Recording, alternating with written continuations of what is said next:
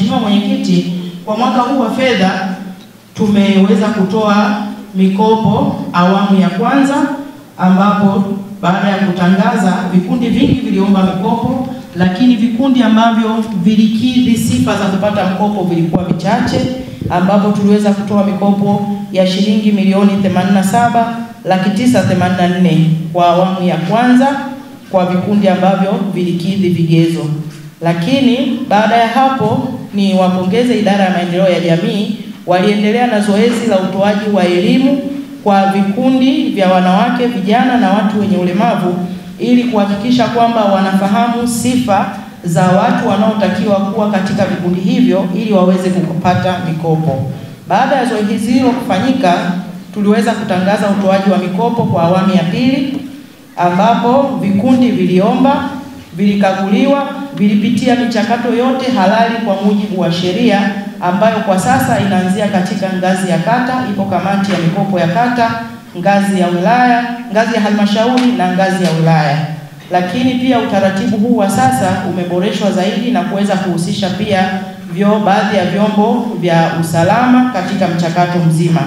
Na kutokana na elimu iliyotolewa, vikundi 64 viliweza kukidhi kupata mikopo hii, ambapo leo tunategemea katika baraza hili kukabidhi mfano wa gundi ambayo itakuwa na jumla ya kiasi cha shilingi milioni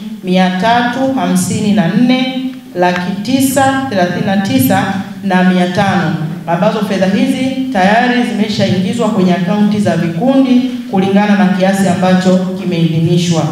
Mheshimiwa Mwenyekiti, nichukue fursa hii kutoa wito kwa vikundi hivi 64 ambavyo vinaenda kupokea mikopo yao siku ya leo kutumia fedha zao kwa kadri ambavyo walipanga.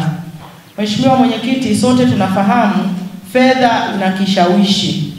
Unapopanga kutumia fedha yako kwa matumizi fulani ya maendeleo, ukaipata ile fedha, unaweza kushawishika ukatumia kwa matumizi mengine.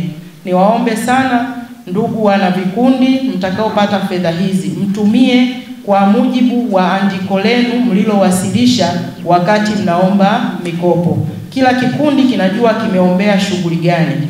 Mkienda kufanya shughuli tofauti na lengo la mikopo hii, hamtafanikiwa kurejesha, hamtafanikiwa kuboresha uchumi wenu, kwa sababu mtakuwa mmeitumia hiyo fedha kama mmeizika na haizalishi. Lakini pia niwakumbushe kwamba mikopo hii ni fedha ambayo inatakiwa kurejeshwa. Sio zawadi, ni mkopo. Lakini mkopo huu hauna riba yoyote. Mkopo huu hauchajiwi gharama zozote za kuprocess mkopo. Ni mkopo ambao unatolewa na serikali kwa ajili ya kuinua uchumi wa wanawake, vijana na watu wenye ulemavu. Kwa hiyo niwaombe mrejeshe mikopo hii kama ambavyo utaratibu wa kurejesha unawataka. Mheshimiwa Mwenyekiti, viko vikundi ambavyo vimewahi kukopa vikarejesha mara ya kwanza, vikakopeshwa tena na tena, na vikundi hivyo vimeweza kupandishiwa mikopo ambayo wamepata. Kwa mfano, tunacho kikundi kimoja cha vijana waliwahi kukopeshwa shilingi milioni 8, ni cha bodaboda, wakanunua pikipiki 2, wamezirejesha zile milioni 8, lakini sasa wamepata kiasi cha shilingi milioni 18 na wamenunua bodaboda 6. Kwa hiyo unaona kwamba kikundi chenu kikirejesha kwa uaminifu ile fedha mliopewa, mnaweza kupata fedha nyingi zaidi na kuweza kutanua wigo wa biashara. Kama kikundi nilichokitolea mfano, walikuwa na pikipiki 2 na sasa wamefikisha jumla ya pikipiki 8. Kwa hiyo kipato chao wana kikundi wale kimeongezeka kwa sababu ya uaminifu. Kwa hiyo niwaombe muwe waaminifu katika urejeshaji wa fedha hizi. Ukirejesha vizuri, bado kikundi chako kinayo nafasi ya kukopeshwa tena fedha nyingi kuliko mara ya kwanza, lakini mkirejesha, kwa sababu halmashauri inaendelea kukusanya, tutaweza kuvifikia vikundi vingi zaidi.